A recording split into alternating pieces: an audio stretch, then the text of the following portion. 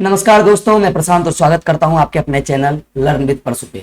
जिस प्रकार से आप जानते हैं कि हम यहाँ ज्योग्राफी के बारे में जानते हैं और आज हम जानेंगे उसी अपने ज्योग्राफी क्लास में अपने क्लास 8 के पहले अध्याय के बारे में, जिसका नाम है संसाधन यानी रिसोर्सेस। हम इस चैप्टर को आज जानेंगे। इससे पहले हमने क्लास 7 के 3 चैप्टर्स को खत्म कर लिया, बहुत ही प्यारे ढंग से उसको खत्म कर लिया और आज हम क्लास 8 के चैप्टर के बारे में जानने वाले हैं, जिसका नाम है संसाधन। तो आपसे एक छोटा सा रिक्वेस्ट है, अगर आपने मेरे चैनल पे एक वीडियो है इंट्रोडक्शन ऑफ जियोग्राफी करके, अगर आपने उस वीडियो को नहीं देखा तो प्लीज पहले जाकर उसे देखिए ताकि आप इस चैप्टर को बहुत ही प्यारे ढंग से समझ पाए। और एक और छोटा सा रिक्वेस्ट है मेरे दोस्त, अगर आप चैनल पे नए हैं तो प्लीज मेरे चैनल को सब्सक्राइब कर लीजिए, वीडियो को लाइक कर दीजिए और शेयर करना बिल्कुल भी मत भूलिएगा, क्योंकि वीडियो बनाने में दोस्त बहुत ज्यादा मेहनत लगती है। आइए हम अब शुरू करते हैं बिना किसी देरी के अपने पहले चैप्टर को, जिसका नाम है रिसोर्स यानी संसाधन। ये क्लास 8 का पहला चैप्टर है, जिसमें आपको शॉर्ट नोट्स के थ्रू मैं आपको पढ़ाऊंगा और इसके पीडीएफ भी आपको डिस्क्रिप्शन बॉक्स में प्रोवाइड कर दिए जाएंगे। तो आइए हम देखते हैं, आगे बढ़ते हैं। संसाधन, संसाधन क्या है, यानी आपके हिसाब से संसाधन क्या होगा? तो चलिए हम बताते हैं कि संसाधन होता क्या आखिर।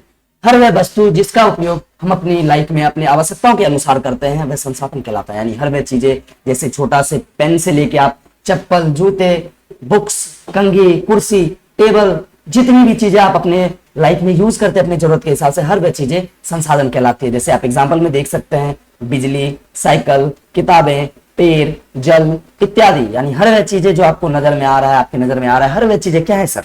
ये सारी चीजें संसाधन है। चलिए आगे बढ़ते हैं। कोई भी वस्तु संसाधन तब कहलाती है जब उसकी उपयोगिता और प्रायोजकता हो। यानी कोई भी वस्तु संसाधन तब बनेगी जब उसको वो ये दो कंडीशंस फेस करने पड़ेंगे। यानी एक तो उसके उपयोग का हो गया और दूसरा उसके प्रायोजकता का हो गया। यानी एक उसका क्या उपयोग है, दूसरा उसके होने का प्रयोजन क्या है, क्या प्रयोजन है उसके होने का। इन दोनों चीजों में अगर वह खरा उतरा तो वह रिसोर्स कहलाएगा मेरे दोस्त। चलिए हम आगे बढ़ते हैं और देखते हैं नेक्स्ट टॉपिक को, जिसका नाम है संसाधन का मूल्य यानी वैल्यू ऑफ रिसोर्सेस। तो हम जानेंगे अब संसाधन का मूल्य क्या होता है हमारे जीवन में, या उसका क्या एक रोल होता है हमारे जीवन में। तो आइए समझते हैं। सभी संसाधन कुछ ना कुछ मूल्य होता है, यानी सभी संसाधनों का कोई ना कोई एक मूल्य होता है। मूल्य का अर्थ यहाँ पे है महत्व से, यानी हर संसाधन का अपने अपने जगह पे एक महत्व होता है हमारे जीवन में। कुछ संसाधन का आर्थिक मूल्य भी होता है और कुछ का नहीं होता है आर्थिक मूल्य कुछ, लेकिन वह दोनों ही संसाधन हमारे जीवन में महत्वपूर्ण होंगे। चाहे उसका आर्थिक मूल्य हो ना हो मेरे दोस्त, उससे कोई फर्क नहीं पड़ता है, वो दोनों ही संसाधन हमारे जीवन में महत्वपूर्ण, बिल्कुल महत्वपूर्ण होंगे हमारे लिए। चलिए, जिस तरह से मूल्यवान में आप देख सकते हैं किसी प्रकार का धातु, जैसे सोना, चांदी, लोहा, कोबाल्ट इत्यादि जैसी चीजें। उसके बाद मूल्यहीन, जैसे अर्थहीन यानी आर्थिक मूल्य जिसका ना हो, वह हो गए वायु जो हमें फ्री में मिलते हैं, जल हमें फ्री में मिलते हैं, सुंदर दृश्य हमें फ्री में मिलते हैं, सौर ऊर्जा हमें फ्री में मिलता है। ऐसी कई सारी चीजें हैं जो हमें फ्री में प्रोवाइड की जाती है नेचर के द्वारा, पर हम उसका कोई मूल्य नहीं देते, लेकिन वो फिर भी हमारे जीवन में बहुत उपयोगी है, हमारे लिए बहुत आवश्यक है, हमारे जीवन को अस्तित्व में रखता है। जैसे आप जल को देख सकते हैं, इत्यादि चीजों को आप देख सकते हैं। चलिए अब आगे बढ़ते हैं अपने नेक्स्ट स्लाइड पे। चलिए अब हम देखेंगे क्रिएशन ऑफ रिसोर्स यानी संसाधन का निर्माण। आखिर संसाधन का निर्माण किस तरह से होता है, आइए हम देखते हैं।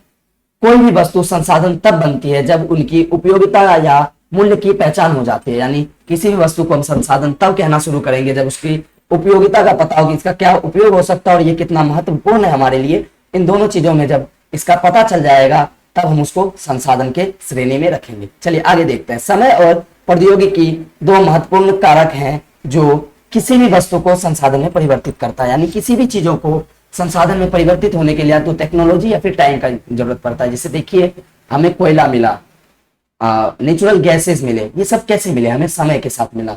जब उल्का पिंड आकर पृथ्वी से टकराया, डायनासोर हमारे पृथ्वी से खत्म हो गए, तो जो पेड़ पौधे उस टकराव में, उस भूकंप में धरती के अंदर चले गए थे, वे समय के साथ कोयला में, बायो गैस में, इन सारी चीजों में बदल गए। उसके बाद हमें हमारे रिसोर्स मिले, संसाधन मिले। उसके बाद है प्रौद्योगिकी यानी टेक्नोलॉजी। अब हम देखिए टेक्नोलॉजी किसी भी चीज को, जैसे मानिए एक लकड़ी से हमने टेबल बना दिया, किस वजह से? अपने तकनीक से। किस चीज से बनाया साहब? तकनीक के मदद से बना पाए हम। तो ये दोनों ही चीज बहुत ज्यादा जरूरत होता है किसी भी चीज को संसाधन के रूप में उभारने के लिए। चलिए अब हम समझते हैं कि टाइम किसी भी चीज को संसाधन में कैसे परिवर्तित करती है। समय के साथ किसी भी वस्तु का उपयोग बदल सकती है और वह संसाधन में परिवर्तित हो सकती है। यानी कहने का अर्थ है कि जिस प्रकार से आप मानिए आज जब इंसान स्टोन एज में थे तब उनके लिए लकड़ी की एक अलग यूज था, लकड़ी का एक अलग उपयोग था। वह जलाने के लिए यूज करते थे या जानवरों को मारने के लिए, शिकार के लिए यूज करते थे। लेकिन अभी लकड़ी का यूज देखिए, टेबल देखिए, कुर्सी देखिए, दरवाजे देखिए, घर के हर वह चीजें लकड़ी से बनी है। तो उसने समय से लेके इस समय तक क्या हुआ है, उस वस्तु का समय के साथ उपयोग बदल गया है।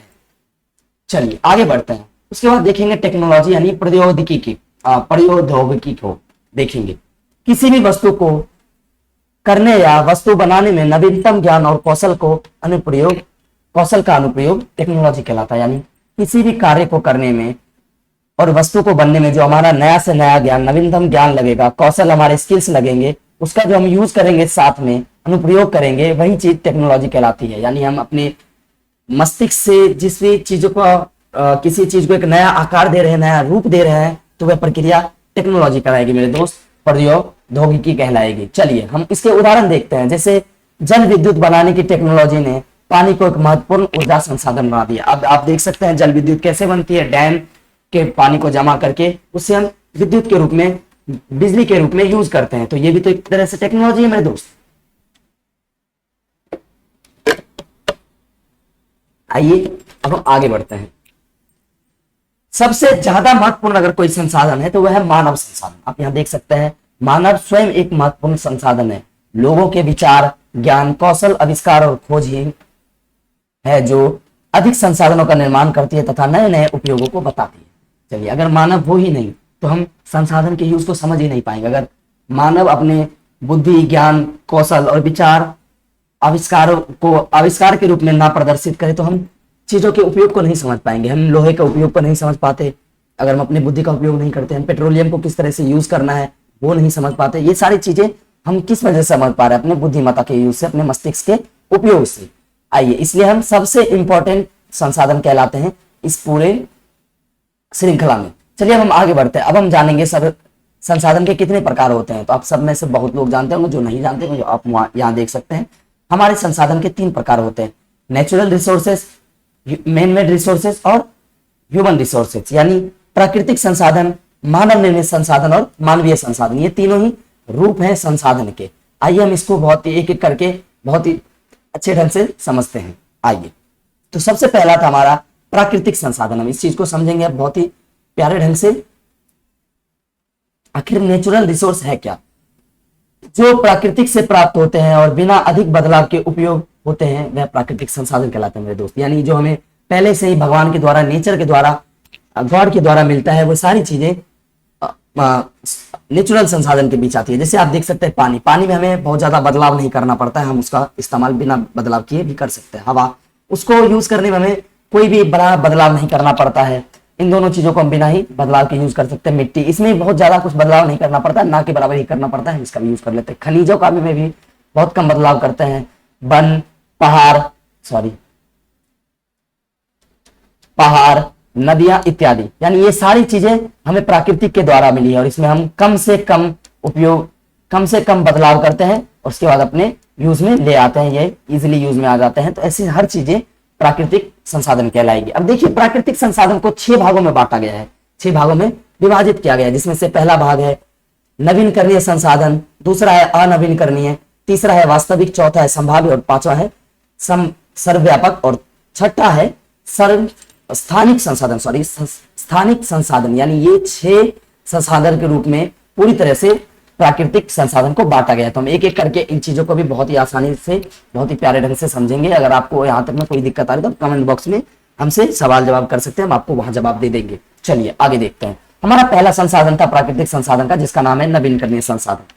ये वह संसाधन होते हैं जिसकी मात्रा अधिक यानी ऐसी मात्रा होती है जो कभी खत्म ही ना हो, यानी असीमित मात्रा हो। ये देख सकते हैं आप यहाँ, वैसे संसाधन जिसकी आपूर्ति असीमित हो, हम कितना भी यूज करें वो खत्म नहीं होगी। वह सारी चीजें नवीनकरणीय संसाधन में आती है और इसका निर्माण जल्दी से दोबारा हो जाए। अगर हम इसका यूज भी कर रहे हैं दोबारा हमको तुरंत ही जल्दी से मिल जाता है। ये सारे हम नवीनकरणीय संसाधन के कैटेगरी रखते हैं। जैसे हम पहला देख सकते हैं, हमारे पास सौर ऊर्जा है। हम आज अगर यूज कर रहे हैं तो कल हमें ये दोबारा से मिल जाएगा, सूर्य के लाइट से हमें दोबारा मिल जाएगा। तो ये नवीनकरणीय संसाधन आता है। उसके बाद पवन ऊर्जा, हम इसका कितना भी इस्तेमाल करें ये खत्म नहीं होने वाला है। उसके बाद है जल। अगर हम जल को देखें, पेय जल का हम देखें तो ये थोड़ा आ जाएगा उस कंडीशन में, इस पे थोड़ा सक आ जाएगा। लेकिन अगर हम समुद्री जल की बात करें तो आप भी जानते हैं समुद्री जल का कोई एक लिमिट नहीं है, आप जितना भी यूज करेंगे उससे उसको कोई फर्क नहीं पड़ने वाला है, वो हमेशा ही उसी प्रकार से रहेगा ही। उसके बाद आप लास्ट देख सकते हैं वन यानी जंगल। हम जंगल को अगर ढंग से एक निश्चित रूप से यूज करें, उसे क्षति ना पहुंचाए, तो हम उसको भी इसी संसाधन में रखेंगे कि इसका भी कोई अंत नहीं होगा। अगर हम अपने लालच से बाहर आकर इसका भी इस्तेमाल करेंगे तो इन चीजों से हम समझ गए कि नवीनकरणीय संसाधन क्या है। उसके बाद हमारा दूसरा था अनवीनकरणीय संसाधन। आइए अब हम अनवीनकरणीय संसाधन को देखते हैं। वैसे संसाधन जिसका भंडार सीमित हो और बनने में हजारों करोड़ों वर्ष लग जाए, अनवीनकरणीय संसाधन होते हैं। यानी मेरे दोस्त वैसे चीजें, वैसे संसाधन जो कि हमारे लाइफ में एक लिमिट में मिला है, हमको एक भंडार में एक लिमिट के रूप में एक सीमित मात्रा में मिली है हमें, कि हमें इतना ही दिया गया, हमें इसी में उसको यूज करना है। तो अगर हम उसे एक बेहतर स्ट्रेटेजी के साथ नहीं यूज करेंगे तो वो खत्म हो सकता है और उसको बनने में दोबारा हजारों करोड़ साल लग सकते हैं। जैसे आप कोयला देख सकते हैं, गैस देख सकते हैं, पेट्रोलियम देख सकते हैं, ये सारी चीजें हमें एक लिमिट में मिली है और अगर हमने इसका अगर एक बेहतर तरीके से उपयोग नहीं किया तो ये क्या हो जाएगा मेरे दोस्त, ये खत्म हो जाएगा।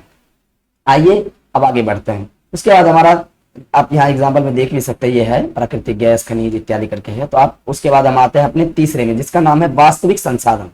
आइए इसको समझते हैं। वैसे संसाधन जिसकी मात्रा में पहले से पता और वर्तमान में इसका उपयोग भी हो रहा हो, वास्तविक संसाधन कहलाते हैं। जैसे हम भूमि और संपत्ति, कच्चा तेल, कारखाना, मोबाइल टावर, धातु इत्यादि चीजों का हम यूज करते हैं। इनका हमको मात्रा पता है कितनी मात्रा में है और हम वर्तमान में इसका उपयोग कर पा रहे हैं। तो हर वे चीजें जिसका हम वर्तमान में उपयोग कर रहे हैं और उसके बारे में हमको पता है कि ये कितनी मात्रा में मिली है, वो सारी चीजें हमें वास्तविक संसाधन में आता है। जैसे आपको पता है कि आपके पास 10 रुपए हैं, तो आप उस 10 रुपए का वर्तमान में यूज भी करेगा तो आपको पता है कि वो सिर्फ 10 रुपए ही है आपके पास और आप वर्तमान में यूज करेंगे तो वो भी एक वास्तविक संसाधन के रूप में ही आएगा। आइए दोस्त मेरे आगे बढ़ते हैं इसमें।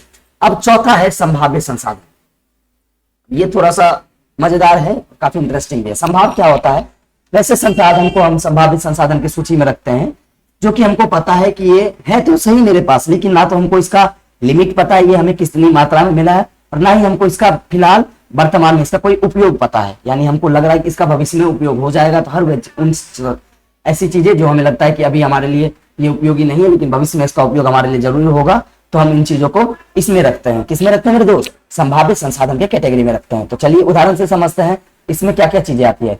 हिमालय क्षेत्र में जल विद्युत, यानी हिमालय क्षेत्र से कैसे हम जल विद्युत का उपयोग कर पाएंगे, इसका हमें कभी कोई आइडिया नहीं है। लेकिन ऐसा नहीं है कि हमें कभी नहीं होगा, भविष्य में इसके बारे में और जानकारी जुटाएंगे और हम इसके बारे में रिसर्च करके हम दोबारा से इस विद्युत ऊर्जा को भी हम यूज कर पाएंगे। उसके बाद आता है राजस्थान व गुजरात में पवन ऊर्जा, यानी राजस्थान और गुजरात के रेगिस्तान में जो पवन ऊर्जा चलती है, पवन बहती रहती है, हवाएं बहती है, उससे हम किस प्रकार से ऊर्जा का निर्माण कर सकते हैं, इसके बारे में भी हमें फिलहाल कोई आइडिया नहीं है। लेकिन आने वाले समय में हम जरूर इसका उपयोग कर पाएंगे, इस पे हमें भरोसा, इसलिए हमने इसे संभावित संसाधन में रखा है। उसके बाद हम देख सकते हैं यूरेनियम। हमारे पास यूरेनियम है तो सही, लेकिन हमें इसका उपयोग नहीं पता है, इसलिए ये भी संभावित संसाधन के कैटेगरी में ही आता है। उसके बाद खनिज का तेल, ये भी हमारे पास है लेकिन हमें इसका उपयोग अभी बहुत ही बेहतर ढंग से नहीं पता है, थोड़ा बहुत यूज कर पा रहे हैं, बाकी हमको अच्छे से नहीं पता है, तो इसे भी हम संभावित संसाधन के लिस्ट में रखेंगे। उसके बाद हमारा पांचवा आता है सर्वव्यापक संसाधन। अब देखिए नाम से ही आपको पता चल रहा है सर्वव्यापक, यानी व्यापक का मतलब होता है हर जगह और सर्व का मतलब होता है हर, यानी व्यापक का मतलब हर जगह मौजूद होना और सर्व का मतलब होता है हर जगह। यानी आप देख सकते हैं सर्व और व्यापक, यानी हर वह चीजें जो हर जगह उपस्थित हो, यानी वह संसाधन जो हर जगह आसानी से उपलब्ध हो जाता हो, सर्वव्यापक संसाधन कहलाते हैं। जैसे हो गया वायु, जल, सौर ऊर्जा इत्यादि। अब आप संभाव्य संसाधन में देखिए तो संभाव्य का मतलब, आप अगर संभाव्य को देखें तो इसका मतलब आता है संभावना। उसी तरह से अगर आप सर्वव्यापक को देखें तो इसका मतलब हर जगह उपस्थित होने वाला, आसानी से मिल जाने वाला सर्वव्यापक संसाधन होगा। जैसे आप देख सकते हैं हमें वायु बहुत आसानी से हर जगह मिल जाएगा, कहीं भी जाइए आपको मिल जाएगा, पृथ्वी पे, पृथ्वी के बाहर जाइए तो मुश्किल है मिलना, लेकिन आपको पृथ्वी पे मिल जाएगा। उसके बाद सौर ऊर्जा भी आपको हर जगह मिल जाएगा, जंगल में रहिए, कहीं भी रहिए, समुद्री किनारे पे रहिए, जंगल में रहिए, रोड पे रहिए, आपको हर जगह मिल जाएगा ये चीजें। उसके बाद हम आते हैं अपने छठे और लास्ट पे जिसका नाम है स्थानिक संसाधन। ये संसाधन क्या होते हैं? ये वे संसाधन होते हैं जो कि कुछ स्पेसिफिक जगह यानी कुछ स्पेशल जगह पे ही, कुछ विशेष क्षेत्र में ही इसकी उपलब्धि हो। ये संसाधन ऐसे लिस्ट में आते हैं जिसको नाम हम स्थानिक संसाधन देते हैं। जो स्पेशल हो, किसी एक ही जगह पे मिलता है, पर्टिकुलर एक जगह पे मिलता है, उसको हम स्थानिक संसाधन में रखते हैं। जैसे उदाहरण में आप देख सकते हैं तांबा, लोहा, बॉक्साइट, ये सारी चीजें स्थानिक संसाधन के रूप में हम रखते हैं। चलिए अब हम आगे बढ़ते हैं और इसको समझते हैं। उसके बाद हमारा आता है दूसरा हमारा है मानव निर्मित संसाधन यानी मैन मेड रिसोर्सेस। चलिए, जब मनुष्य प्राकृतिक पदार्थों को बदलकर नए रूप में उपयोग करने के योग्य बना देता है, मानव संसाधन मानव निर्मित संसाधन कहलाता है। यानी मनुष्य अपने मस्तिष्क के उपयोग से, अपने विचार के उपयोग से, अपने कौशल के उपयोग से किसी भी चीज को उसमें थोड़े बहुत या थोड़ी ज्यादा बदलाव करके उसको नए उपयोग में ला देता है, नए नए चीजों के उपयोग में ला देगा, वह मानव निर्मित संसाधन कहलाएगा। जैसे हम लकड़ी को टेबल के रूप में उपयोग कर पा रहे हैं, प्लास्टिक को चप्पल, जूते और भी कई सारी चीजें, हमारे जीवन में तो आधे से ज्यादा चीजें प्लास्टिक की बनी होती है, वो सारी चीजें मानव निर्मित संसाधन में आती है मेरे दोस्त। जैसे आप देख सकते हैं उदाहरण में है पुल, सड़क, मशीनें, इमारतें और टेक्नोलॉजी, ये सारी चीजें किसमें आती है मेरे दोस्त? मानव निर्मित संसाधन में आती है। उसके बाद हमारा तीसरा है मानव संसाधन यानी ह्यूमन रिसोर्सेज। लोग स्वयं संसाधन है क्योंकि उनके ज्ञान, कौशल और विचार नए संसाधनों का निर्माण करते हैं। यानी लोग, हमने जैसे अपने शुरू में ही हम बात किए, तो इंसान से बड़ा रिसोर्स कोई और हो ही नहीं सकता है, क्योंकि वो अपने बुद्धिमत्ता के उपयोग से किसी भी चीज को संसाधन में परिवर्तित कर देता है और किसी भी चीज को संसाधन में परिवर्तित कर पाता है, क्योंकि वो अपने आप में एक रिसोर्स है। चलिए, स्वास्थ्य और शिक्षा मानव संसाधन का मूल्यवान बनाते हैं, मानव संसाधन को मूल्यवान बनाते हैं। जैसे कि अगर हम ना तो स्वस्थ होंगे तो हम मानव संसाधन कैसे ही रह पाएंगे, हम उसका कोई उपयोग ही नहीं कर पाएंगे। यानी हमारे पास शिक्षा और स्वास्थ्य दोनों का होना बहुत ज्यादा आवश्यक होता है मानवीय संसाधन बनने के लिए। चलिए, अब हम आते हैं अगले स्लाइड में, जिसका नाम है संसाधन का संरक्षण। यहाँ तक हमने जाना कि संसाधन है क्या, संसाधन को किस प्रकार से नुकसान होता है और संसाधन किन किन कंडीशनों में बनता है, संसाधन के क्या क्या उपयोग होते हैं और किन किन प्रकार के होते हैं, ये सारी चीजें हम जान चुके। उसके बाद हम आएंगे, जानेंगे रिसोर्स कंजर्वेशन यानी संसाधन संरक्षण। हम संसाधन को किस तरह से संरक्षित रख सकते हैं कि हमें भी मिल जाए और हमारे अगले पीढ़ी को भी, हमारे आने वाली पीढ़ी को भी इसका उपयोग करने का मौका मिले। चलिए, अब हम जानते हैं इसको बहुत ही बेहतर ढंग से। संसाधनों का सावधानी पूर्वक उपयोग करना और उन्हें बनने का समय देना ही संसाधन कहलाता है। यानी हम संसाधन को सावधानी पूर्वक यूज करेंगे। जैसे हमें 1 गिलास पानी की जरूरत है तो हम केवल 1 ही गिलास पानी का यूज करेंगे, ना कि 4 गिलास पानी यूज करके उसे बर्बाद कर देंगे। हम उसे उतना ही यूज करेंगे जितनी की आवश्यकता होगी। इससे हम क्या कर पाएंगे, अपने संसाधन को बचा पाएंगे। जैसे आप देख रहे हैं, हमको जल संरक्षण करने की जरूरत है, एनर्जी कन्वर्सेशन की जरूरत है, भूमि कन्वर्सेशन की जरूरत है और एनवायरमेंट कन्वर्सन की जरूरत है। इन तीनों चारों ये सारे मेन पॉइंट है। अगर ये खत्म हो गए तो हमारा इस पृथ्वी पर रहना असंभव हो जाएगा, हमारा यहाँ जीवन जीना असंभव हो जाएगा। तो हमें अगर जीवन यहाँ जीना है, पृथ्वी को जीने लायक बचा कर रखना है, तो हमें इन चारों ही संसाधन का सावधानी पूर्वक यूज करना है। चलिए, अब हम आगे बढ़ते हैं। उसके बाद हम इन चीजों को कैसे बचा पाएंगे, तो हम उसको बचा पाएंगे अपने द्वारा फैलाए गए कूड़े कचरों को के प्रबंधन से। हम फालतू चीजें, जो चीजें बर्बाद है, जिनका हमारे जीवन में उपयोग नहीं है, उन्हें हम एक प्रबंधित रूप से, एक सिविलाइज तरीके से रखेंगे, ताकि उन चीजों को से हमारे पर्यावरण को नुकसान ना हो। पर्यावरण पे इसके प्रभाव को न्यूनतम करने, किसके प्रभाव को, कचरा प्रबंधन में क्या होता है कि पर्यावरण पे इसके प्रभाव को न्यूनतम करने के लिए अपशिष्ट को कम करना, पुनः उपयोग करना तथा पूर्ण वक्रण करना। यानी हम इसको जितनी बार यूज कर पाए उसको उतनी बार यूज करने का ट्राई करेंगे। उसके बाद इसको हम रिसाइकल करेंगे, यानी रिसाइकल करेंगे मेरे दोस्त। हम जितना इसका बार बार यूज कर पाएंगे करेंगे। उसके बाद अगर ये यूज होने लायक ना रहा तो हम इसको वैसे जगह रखेंगे जहां से हमारे पर्यावरण को यूज ना हो, इसको इकट्ठा करके रखेंगे। उसके बाद उसको नष्ट कर देंगे। उसके बाद पुनर्वक्रण भी वही है, रिसाइकल करना ही पुनर्वक्रण होता है। चलिए, अब हम आगे बढ़ते हैं अपने नेक्स्ट स्लाइड में। आइए, संसाधन प्रबंधन। अब तो हम कचरा का भी प्रबंधन समझ चुके हैं, संसाधन का प्रबंधन समझते हैं, किस प्रकार से हम अपने संसाधन को सिविलाइज तरीके से यूज कर पाएंगे।